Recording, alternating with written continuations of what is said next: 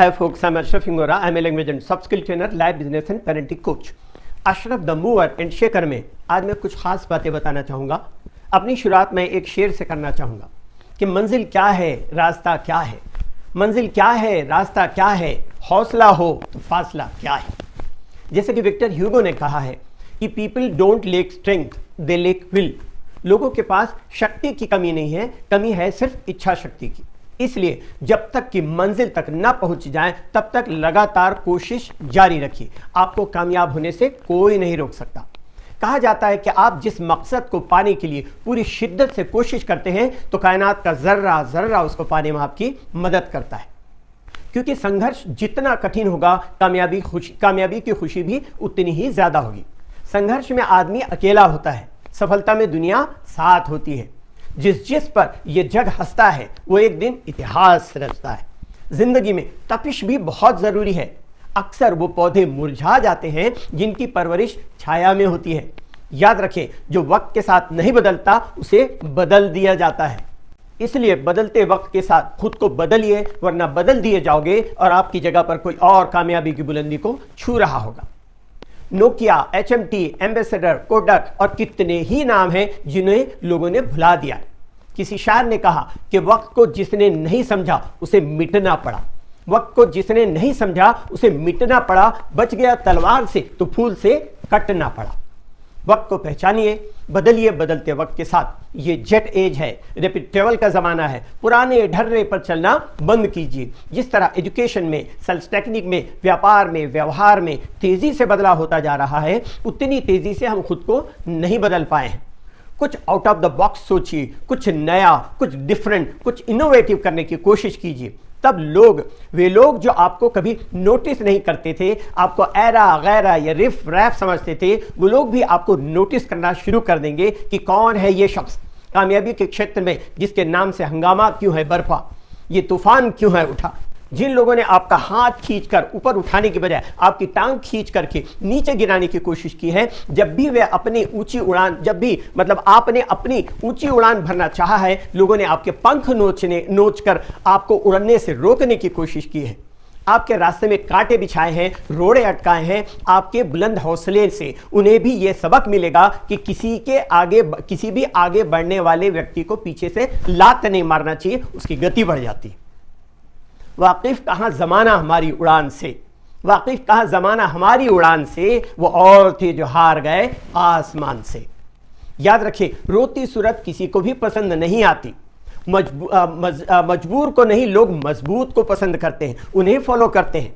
जब आपका वक्त बुरा होता है ना, तो लोग आपसे बदसलूकी करते हैं, बुरा भला कहते हैं, चीखते चिल्लाते हैं, यहां तक कि गालियां देते हैं, तो आपको बहुत बुरा लगता है। आप भी नाराज होते हैं, आप भी उसके साथ वैसा ही सलूक करने लग जाते हैं जैसा उसने आपके साथ सलूक किया था। न्यूटन का एक प्रिंसिपल है कि for every action there is an equal and opposite reaction. ये नियम सही है, मतलब हर क्रिया की प्रतिक्रिया होती है, लेकिन ये मानव के लिए सही नहीं है। हमें इतना तो विवेक या डिस्क्रिशन है कि जब कुत्ता हमें देख करके भौंकता है तो जवाब में हम भी कुत्ते को देख करके नहीं भौंकते, क्योंकि हमें पता है वो कुत्ता है, हम कुत्ते नहीं हैं। हमें पता है कि सामने वाला व्यक्ति जो कह रहा है, गालियां दे रहा है, हम भी अगर उसी तरीके से व्यवहार करने लगे तो उसमें और हमें फर्क क्या रह जाएगा। आपको इस जगह पर चुप रहना है और इस बात के लिए मन ही मन खुश होना है कि आप उस स्तर तक नहीं गिरे। यह भी देखने में आया है कि आप एक बार कामयाब हो जाइए, आपके सच्चे दुश्मन और झूठे दोस्तों की कमी नहीं होगी। अपने दुश्मन को सजा देना है तो उनके बारे में बुरा भला कहकर, उन्हें नुकसान पहुंचाकर या उन्हें मार पीट करके नहीं, बल्कि हमेशा अपने चेहरे में मुस्कान लाकर अपनी दृढ़ संकल्प से कामयाबी के शिखर की तरफ एक एक पायदान लगातार चढ़ते जाइए। बस यही उनके लिए सबसे बड़ी सजा होगी। आपकी हंसी दुश्मन पे तेजाब है, आपकी हंसी दुश्मन पे तेजाब है, आपकी बुलंदी मुंहतोड़ जवाब है। तोड़ते रहिए उसे बगैर चोट दिए, आपको तोड़ना जिसका ख्वाब है। ईश्वर किसी के साथ पक्षपात नहीं करता। दुनिया के 8.5 अरब आबादी में ईश्वर ने हर किसी को कुछ न कुछ ऐसा दिया है जो दुनिया में किसी और के पास नहीं है। फिर भी हम हैं कि घमंड और गुरूर करने से बाज नहीं आते। जब इंसान के पास कुछ नहीं होता तो वह ईश्वर से मांगता है, और जब ईश्वर उसे देता है तो वह उसका घमंड करने लगता है। चाहे वो दौलत हो, शोहरत हो, ताकत हो, खूबसूरती हो या और कुछ। जब वह कामयाब होता है तो अपनी कामयाबी का बखान करता है कि कामयाबी हासिल करने के लिए मैंने ऐसा किया, मैंने वैसा किया। और जब नाकाम होता है तो कहता है वक्त से पहले और किस्मत से ज़्यादा किसी को कुछ नहीं मिलता। मतलब कामयाब हुए तो खुद के कारण और नाकाम हुए तो खुद के गलत फैसले के कारण नहीं, बल्कि किस्मत के कारण।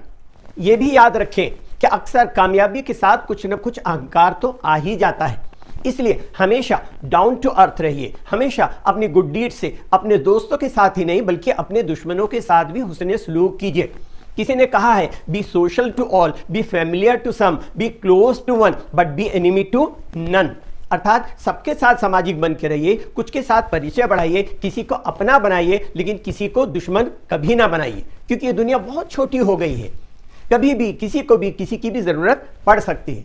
आपके साथ बदसलूकी करने वाले के साथ भी जब आप बेहतर सलूक करते हैं तो वो भी इंसान है, उसकी भी भावनाएं हैं, उसके भी एहसास है। आपके बेहतर सलूक से वो भी पिघल सकता है।